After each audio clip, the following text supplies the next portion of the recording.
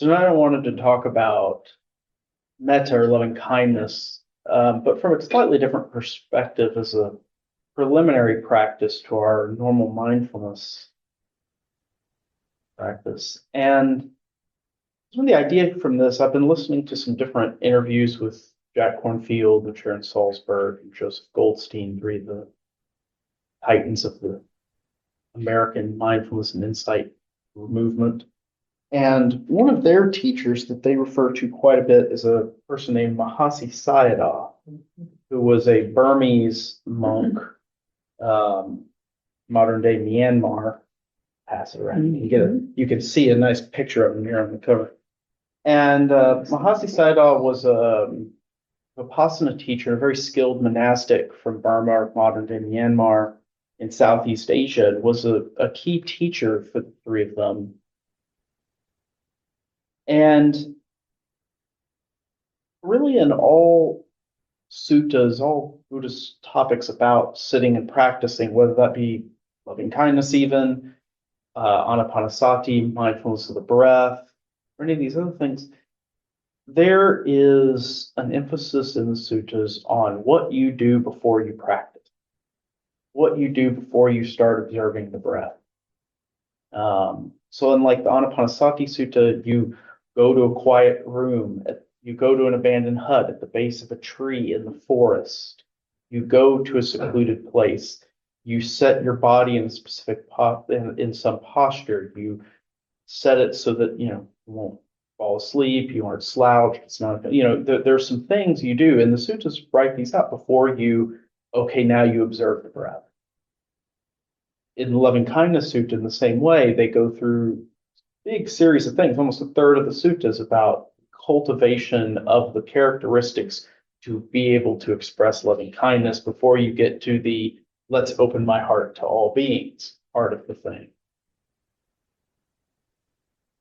So there's this repeated discussion of what do we need to do first?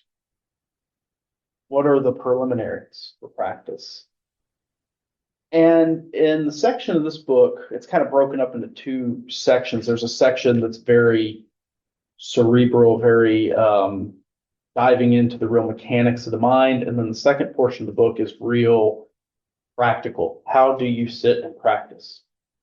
And in reading the first part of that section on how to practice Vipassana, how to practice this insight meditation, practices like mindfulness of the body, mindfulness of the breath, mindfulness of the mind, feeling tones, and all the rest, Mahasi Sayadaw lists 6 different things that he encourages you to do before you start watching the breath or doing any of these other anchors of practice.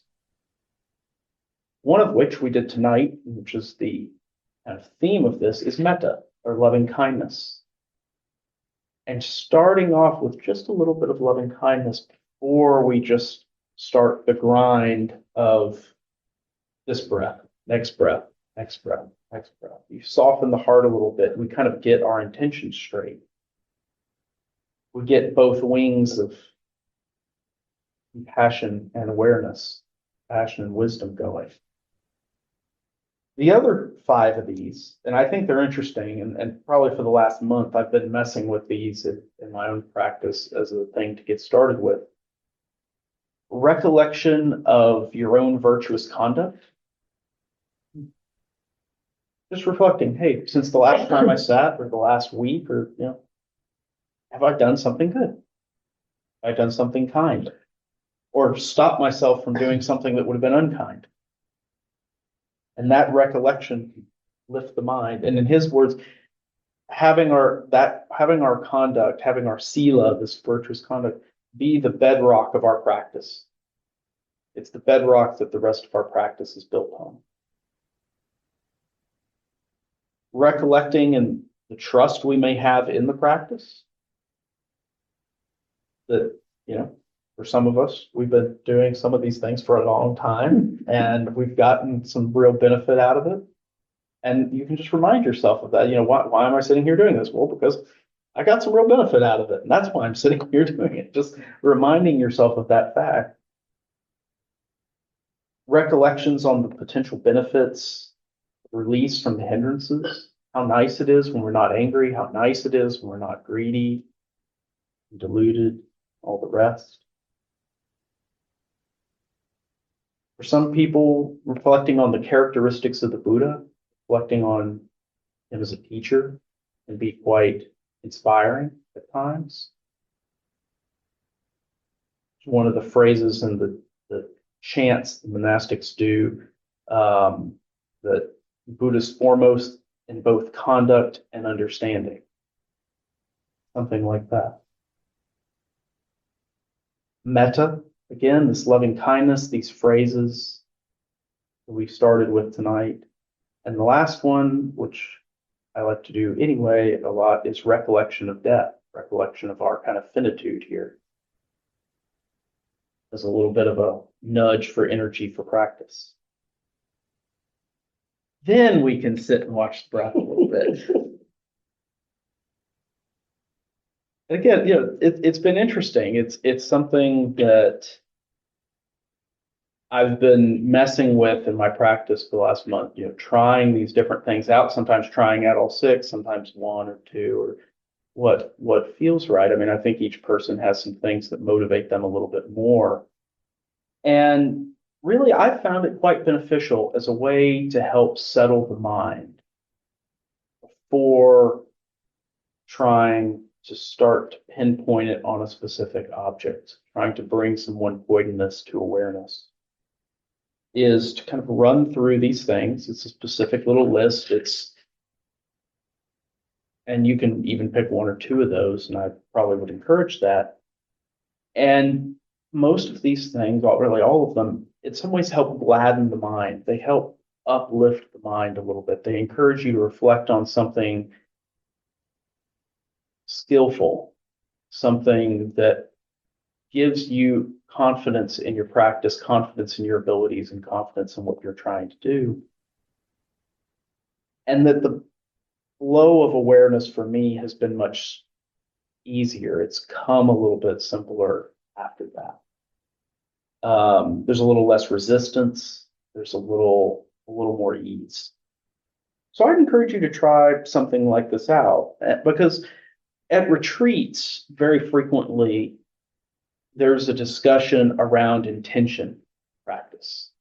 And we'll start the day, come into the hall in the morning, and there may be set an intention for your day today. I know you often do this in your Qigong when you leave it at retreats, Ginger. We kind of set an intention at the end of the Qigong in the morning. And for me, this serves that purpose a little bit. What is the intention of sitting? What is the reason that I'm sitting right now? Some of that may be around, making sure I have better conduct for the people around me, making sure that I can express that loving kindness, making sure that I remind myself that, wow, these things really do help me be a little less angry, be a little less grasping, and that's worth sitting here and doing it for. And in this Eightfold Path, the second factor is skillful intention, that the whole path, all of this moves with an intention towards non-harm, an intention towards renunciation, and an intention towards generosity and non-ill will. And each of these recollections strengthen those in some way. They're either directly bringing up our skillful conduct in ways that we don't wish ill will towards others, we don't wish to harm others. They reflect on the qualities and how beneficial it is, how good it feels when we don't have those tendencies to want to harm something or wish ill will on something. Just this sit right here, I had a moment with what some of the monastics call Ajahn or venerable mosquito. And, during this sitting right here, I heard it buzzing around my ear, buzz, buzz, buzz, buzz, buzz, buzz. And, so it's probably here on my neck or my ear, or my back or something. And it's really, really easy to just have the tendency to do something like this, have it mess with, why is this mosquito buzzing around my ear, buzzing around me, probably trying to bite me or something while I'm, all the rest of the day, now, I'm trying to sit here and be still. And, We started with loving kindness. We started with that intention to not harm, wish health and happiness and safety and ease for other beings. And, it just helps a little bit to not take that habitual motion. Swatting. So to me, the two that I think most people would find applicable is the sila, the reflecting on the good things that we may have done, which I think is always a beneficial thing to do. And I always find it interesting that I feel like our culture is not very suited to that. And the suttas talk about it over and over again, that you should reflect on your own generosity, reflect on the good you do, remind yourself of the good you do. Don't downplay it. And metta and loving kindness. And I think these two things are really skillful. But this recollection of skillful actions, how we've helped ourselves and others, actions that are blameless, and really how they can support our practice. And if this is something you choose to take on, it doesn't have to be big things. It can be giving $1 or $2 to the guy at the corner who washed your windshield. Here's another fun thing around bugs that I have at home as an inspiration from the monastery. Anybody have one of these? Anybody seen one of these? Yes, definitely. So what this is it's a little bug trap. The door slides down, you put it on the little bug on the wall or the floor, you spin it, it closes, you remove, you have bug, you take the bug outside, you do this, and maybe pat a little bit, and the bug goes away. Simple duper. You like it better than our. We So have you a similar. improvise something, but Yeah. where do you acquire that? Amazon with much searching. What did you search for to find out? Really? I tried a lot of things. I will put it in the WhatsApp group if I Bug can. catcher. What's Yeah. the secret combo? It was tricky, but at the monastery they had one of these in basically every room. There was one in the sitting hall. There was one in the eating area. Spirit Rock has them too. Yeah. And again, you even just seeing them sitting around, it's like, okay, I see a tree roach or something, I can go catch it.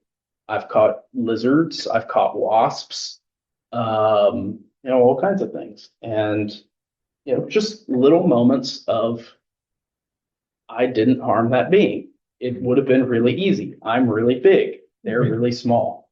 It's just really, really easy to do. When have we chosen to be generous? When have we chosen to tell the truth?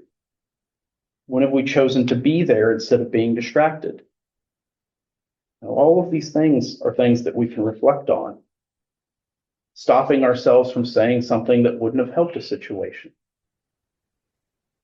These are a support for our practice. These are kind of the bedrock for the practice. And to me, this dovetails very nicely with loving kindness. It's this wishing for goodwill towards others. It's wishing goodwill for ourselves. It's wishing goodwill for all sentient beings.